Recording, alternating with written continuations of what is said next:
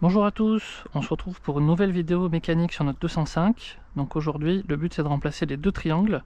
Donc il y en a un qui est pas bon au contrôle technique, donc ça il faut que je le remplace pour passer le contrôle technique. Et de toute façon, on va partir sur de la pièce neuve hein, pour le raid, ça sera mieux, étant donné que ça fait partie des éléments qui vont être mis à rude épreuve. D'ailleurs, ça fait partie des pièces qu'il faudra avoir en rechange dans la voiture. Parce que d'après ce que j'ai pu voir, ça fait partie des choses qu'on va être amené à remplacer plusieurs fois. Voilà, donc on va attaquer par ce côté-là. Je ne vais pas forcément tout filmer, parce que des vidéos de remplacement de triangle de 205 sur YouTube, il y en a plein. Peut-être que je vous montrerai si je rencontre des difficultés ou des choses comme ça. Bon, première galère, le triangle est assez dur à sortir.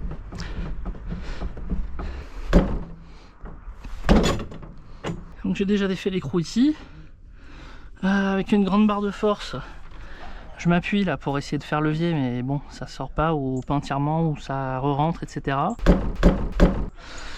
Alors j'ai l'outil adapté, sauf que la voiture n'est pas levée assez haut, donc ça touche le sol, donc ça sert à rien. Donc je vais essayer d'enlever cette fixation là, peut-être que ça mettra un peu moins en tension et que ça sortira un peu plus facilement. Je vais essayer, hein, et puis on verra bien.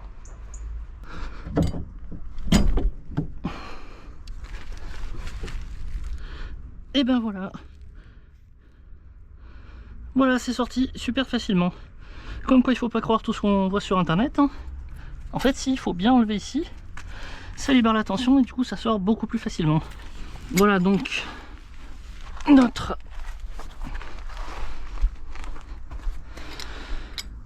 fameux triangle. Donc on va récupérer ça à tôle par chaleur. Et il paraissait qu'il y avait du jeu. Alors je sais plus si c'était ce côté ou l'autre. Voilà, après je la tourne à la main, il me semble que c'est censé être un peu plus rigide que ça. Bon, quoi qu'il en soit, on va mettre en place la nouvelle pièce qui est là. Galère suivante, je sais pas si vous allez bien réussir à voir. Bon, déjà là, normalement l'écrou est de l'autre côté. Là on a la vis, sauf que une fois la vis passée, impossible de la faire ressortir de l'autre côté. C'est trop en tension, ça va vers le bas. Donc ce que j'ai fait l'inverse, j'ai mis la vis de ce côté. Et là en manœuvrant un peu, là en forçant, c'est passé. Alors je sais pas si ça posera des soucis, je pense pas, hein, de toute manière, que ça soit d'un côté ou de l'autre, ça doit pas changer grand chose. Donc, autre souci, là, et la rotule veut pas aller dans le porte-moyeu. J'ai mis en tension avec le cric, ça veut rien savoir. Donc je vais essayer peut-être d'écarter les mâchoires. Là j'ai un burin, bon c'est pas fait pour. Si j'arrive à le passer pour là entre les mâchoires, peut-être que ça donnera assez de jeu pour passer. Allez, je vais essayer ça. Et je vous reprends quand je suis arrivé à quelque chose. Voilà, bon. En forçant un peu plus avec le cric, ça finit par y aller d'un coup. Bon, la tôle par chaleur c'est bien mise.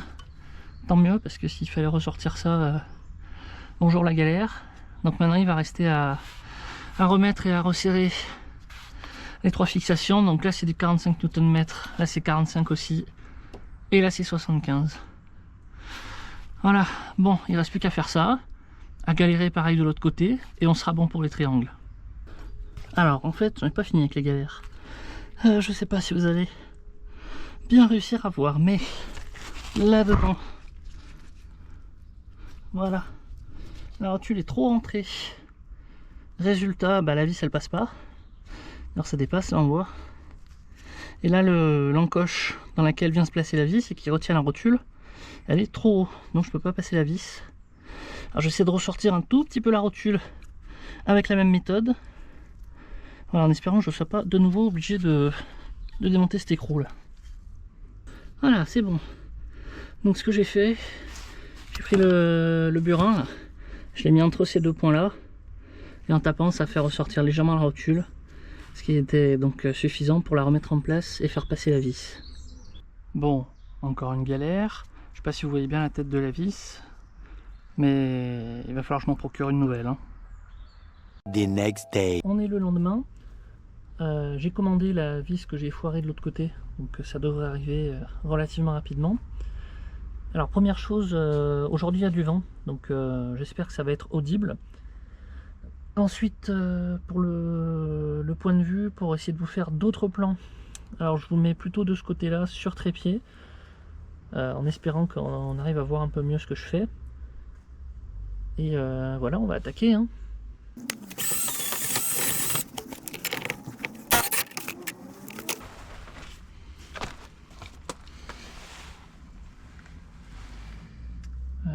D'ailleurs, le soufflet de cardan, il est complètement sorti là. Je sais pas comment il n'a pas vu ça au contrôle technique. Je vais vous montrer de ce côté. Voilà, il n'est pas sorti, il est bousillé en fait. Voilà. Donc bah, ça va être à remplacer.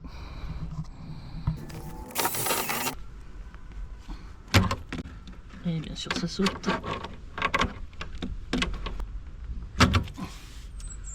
Donc là je crois que j'aurais plus vite fait d'enlever ce cache qui me gêne. Parce que des fois en voulant gagner du temps, bah, on en perd plus. C'est un très bon exemple. Il y a 4 vis qui tiennent ce cache, si j'ai bien vu. Et ça devrait me donner un peu plus de marge de manœuvre. Alors, on dirait que ça tourne dans le vide. Effectivement, ça tourne avec. 15 minutes later. J'ai pas réussi à sortir la vis. Mais bon, le petit pare-bout est sorti. Donc maintenant, bah, il va falloir que j'arrive à extraire ça. Et puis je remplacerai ça par une autre attache. Parce que là c'est pas viable. Maintenant qu'on a un peu plus de place, ben, étrangement, c'est plus facile de desserrer. Donc, enfin, premier boulon en train de sortir. Voilà. Effectivement, c'est temps de le changer.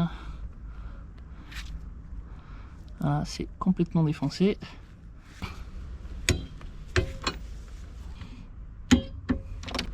Ok, bon, remontage partiel. J'ai remonté, ici j'ai resserré au couple. Remonté ici, serré au couple. Alors là par contre je ne l'ai pas remis.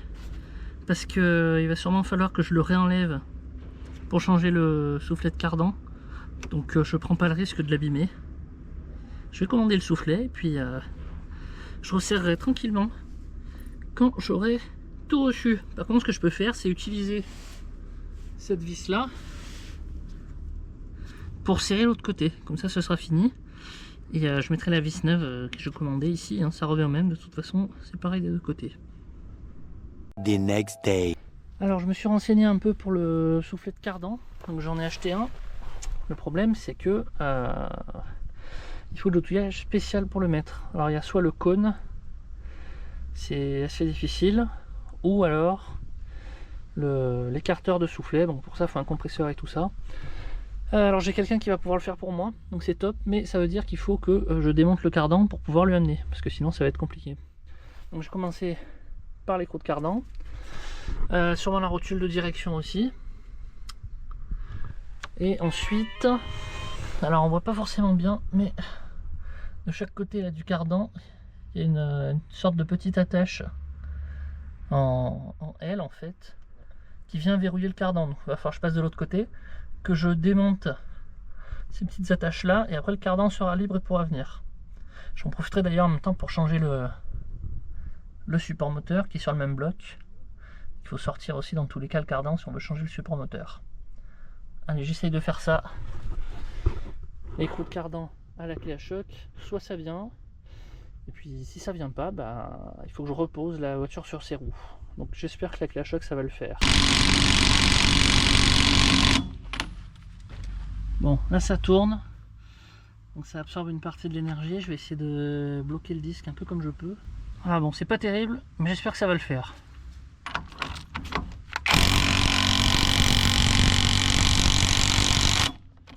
Échec critique, on essaye. Deuxième échec critique.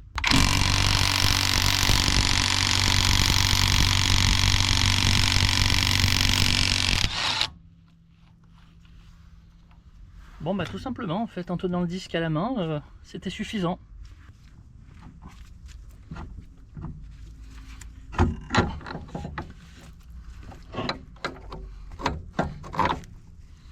Cardan sorti ici, il faut que je le déverrouille maintenant de l'autre côté.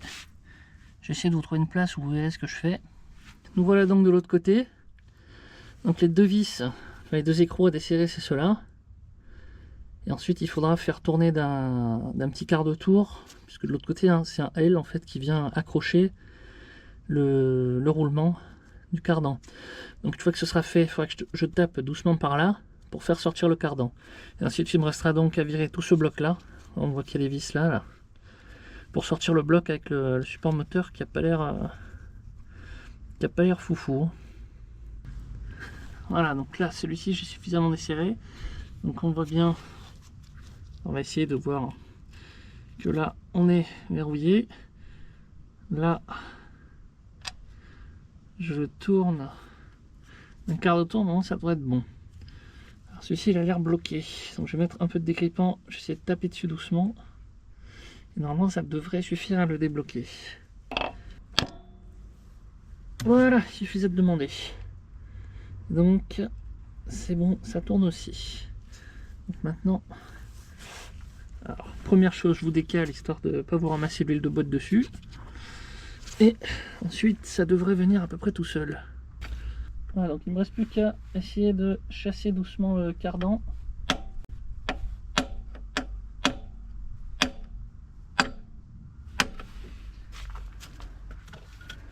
La vidange de boîte, c'est bon, ça veut dire que c'est en train de venir. Voilà.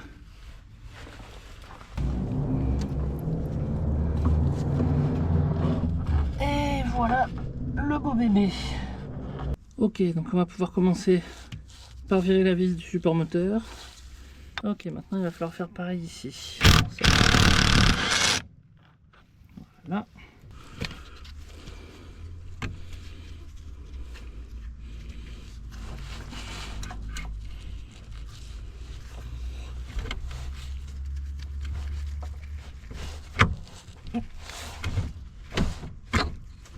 Voilà.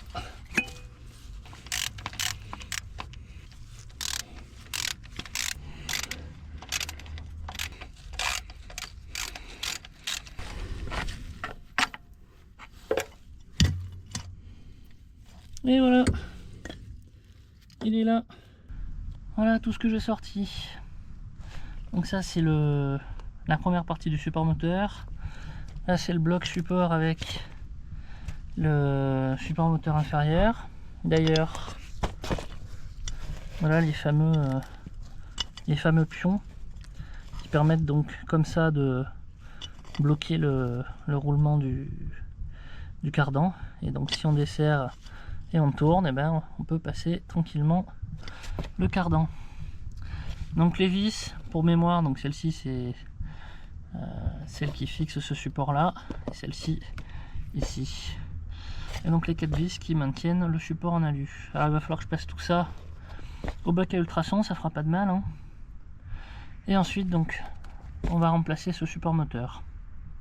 Voilà, donc on a déjà pas mal avancé sur notre 205. On a sorti le cardan pour lequel il faudra remplacer le soufflet. On a sorti le bloc support moteur, donc il faudra remplacer le support moteur. On a remplacé le triangle côté conducteur, et donc côté passager, il ne restera plus qu'à le remettre en place une fois qu'on aura un cardan en état et fonctionnel. Voilà, merci à tous d'avoir regardé cette vidéo jusqu'au bout. Je suppose, j'ai pas encore fait le montage, mais que ça sera un petit peu long. Je vais essayer de faire un montage un peu plus dynamique, hein.